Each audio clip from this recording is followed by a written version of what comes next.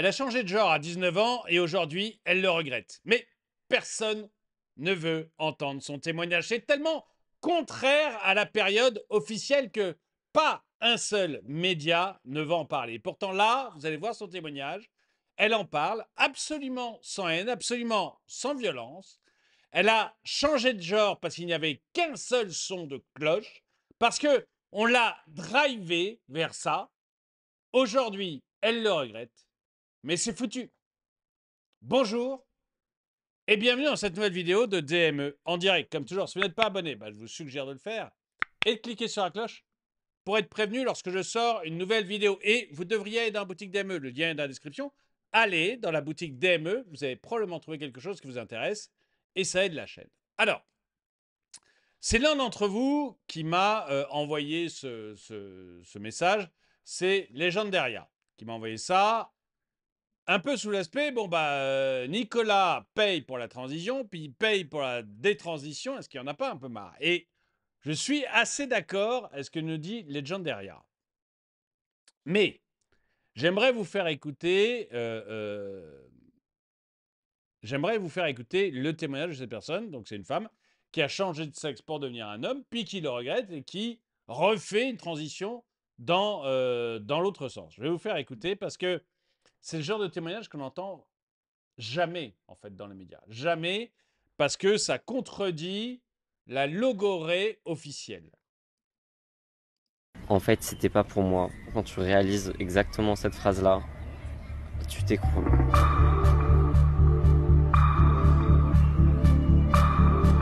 Je pleurais toute la journée, j'étais au bout de ma vie. Le pire dans tout ça, c'est que je l'ai voulu, tu vois, et je m'en voulais énormément de l'avoir voulu. Mais en plus, quand t'as changé toute ta vie, de A à Z, toutes tes relations, quand t'as modifié ton corps, tu t'es fait opérer, tu t'es fait enlever la poitrine, tu te rends compte que finalement c'est pas ça que tu voulais et que t'auras plus jamais le corps que t'avais avant, la voix que t'avais avant.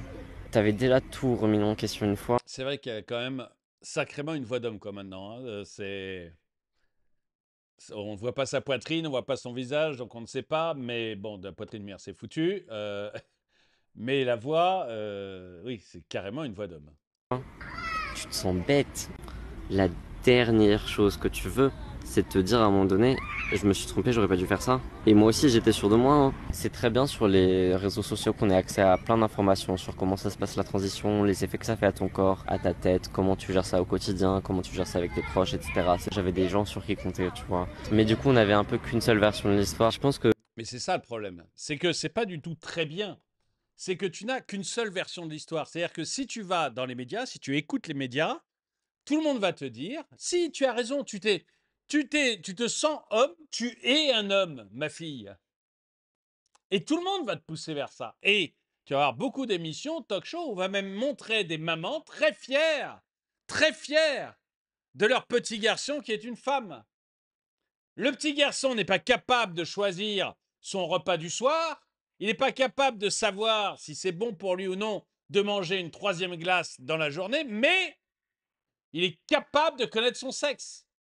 Et ça, tu vas l'entendre sans arrêt dans les médias. Et donc non, c'est pas bon. C'est pas bon parce que tu n'as pas les deux versions. Tu n'as qu'une seule version, celle qui est favorable à la transition de genre, celle qui va te dire oui, oui, fais-toi retirer les seins, oui, fais-toi retirer le pénis, vas-y, vas-y, tu seras plus heureux après. Mais c'est faux. Après, tu n'es pas plus heureux. Je crois que les statistiques sont très claires, mais très très claires. Il y a autant de suicides après qu'avant. S'il y a autant de suicides après qu'avant, c'est que rien n'a changé réellement.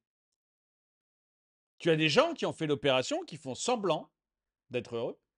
Tu as tous ceux qui sont comme toi, c'est-à-dire qui aimeraient témoigner, mais qu'on ne veut surtout pas entendre, donc on ne les verra pas. Et puis, tu as la foule des gens qui regrettent, qui ne veulent pas témoigner, mais qui regrettent. Et, et c'est pour ça que c'est pas du tout bon, justement, qu'il y ait cette parole sur les médias. C'est parce que on n'a pas les deux versions.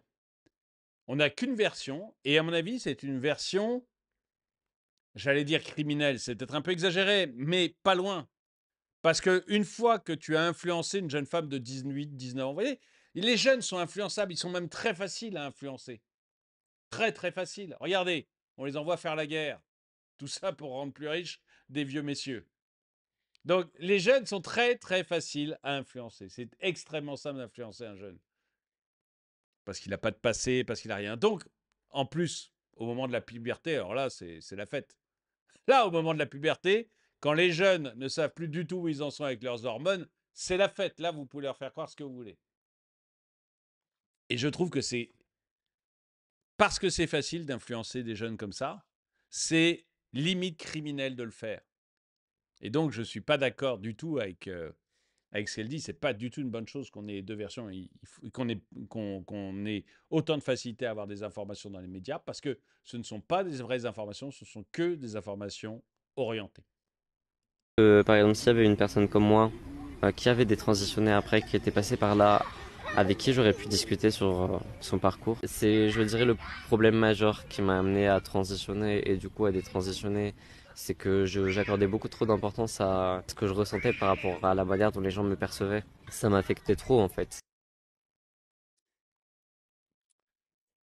Alors, on va regarder les commentaires. Dites-moi si vous êtes d'accord avec moi dans les commentaires, hein. Enfin, dans mes commentaires. Moi, maintenant, on va aller regarder les commentaires de la vidéo. Mais moi, j'ai trouvé ça intéressant et je trouve que des témoignages comme ça doivent être vus, en fait. On doit en parler. Si vous voulez partager la vidéo, ça me ferait plaisir parce que je pense que c'est important quand même que nos jeunes voient aussi ce son de cloche. Et c'est important qu'ils voient ce son de cloche et qu'ils sachent que euh, c'est loin d'être merveilleux. On vous vend du rêve, on vous vend du rêve, mais c'est du mensonge. C'est clair, c'est du mensonge. Et dire que moi, je suis obligé de payer de ma poche ma liposuction pour avoir de belles jambes de femme alors que j'ai une lipodystrophie sévère, je ne sais pas ce que c'est que l'hypodystrophie, qui m'empêche de m'habiller, me chausser et surtout de marcher normalement et de montrer mes jambes et de monter les marches d'escalier. C'est une honte. Bah oui, enfin oui, en plus on va payer la transition, puis on va payer la détransition. J'ai fait une vidéo récemment, je ne sais pas si vous avez vu, il y a l'assurance maladie avait refusé de payer l'ablation des seins d'une personne trans. Et le tribunal l'a condamné.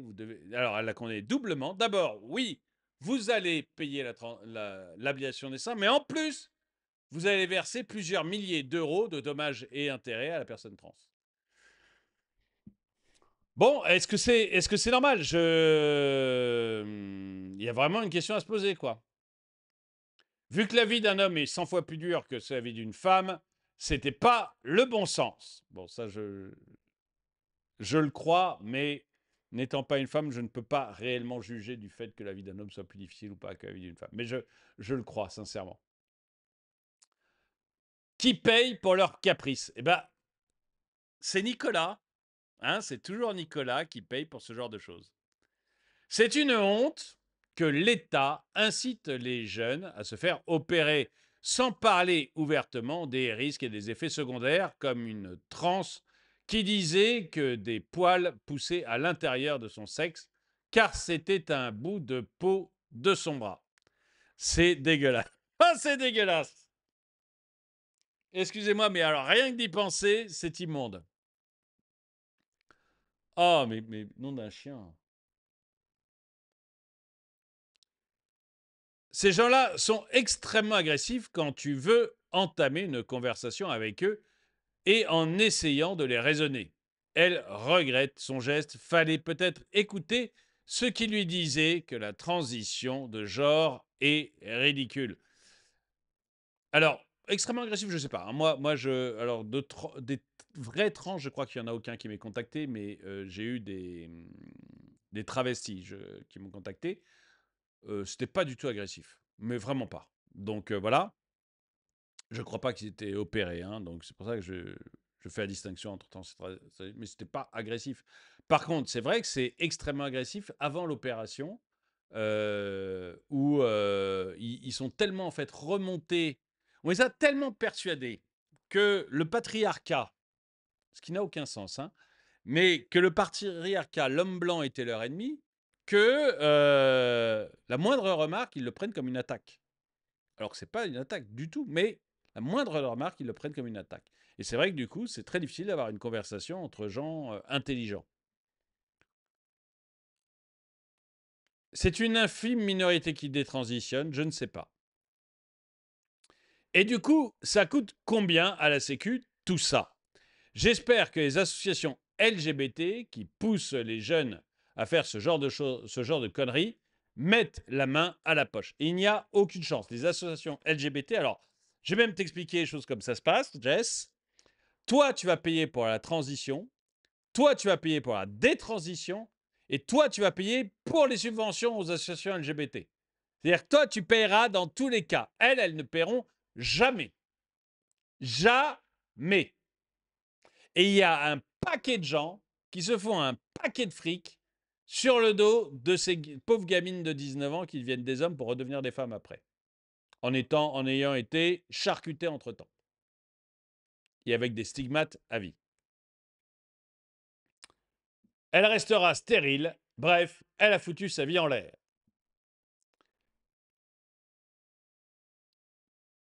Comme vous le voyez, ce sont surtout des enfants issus de la race blanche qu'on veut en faire autre que leur biologie propre. Et chercher qui a mis ça en route, la transsexualité. Il faut penser à la ponctuation, David. Il faut penser à la ponctuation parce que sinon, c'est très dur pour les gens comme moi. Alors, la transsexualité concerne quasiment que les blancs. Il n'y a pas, je dis quasiment que.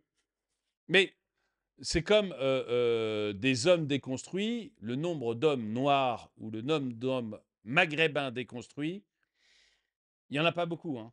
Il n'y en a pas beaucoup. Hein. C'est vraiment des spécialités d'hommes blancs. Voilà, c'est comme ça. Et la transition, même chose, c'est plutôt une spécialité de blancs, mais c'est sûrement un problème de culture, à mon avis. Voilà, je veux pas, on ne peut pas rentrer plus que ça. Enfin, c'est pas la peine de rentrer plus que ça dans l'idée. Qui s'en fout? Ah oui, peut-être qu'effectivement, on s'en fout de ces problèmes. Soyez éco-responsable, ne changez plus de sexe, lavez-le.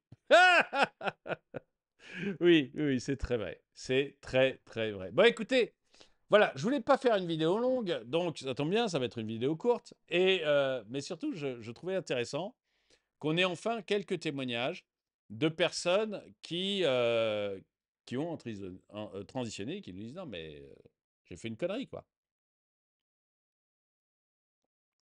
Mais c'est plus grave que ça, j'ai fait une connerie à vie. Je suis marqué à vie parce qu'à 19 ans, l'État, les médias, tout le monde m'a poussé à faire une connerie. Est-ce que vous trouvez, vous, que c'est normal?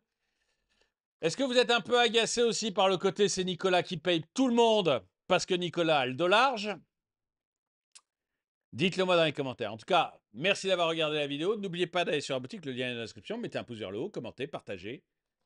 Et moi, je vous dis à très bientôt.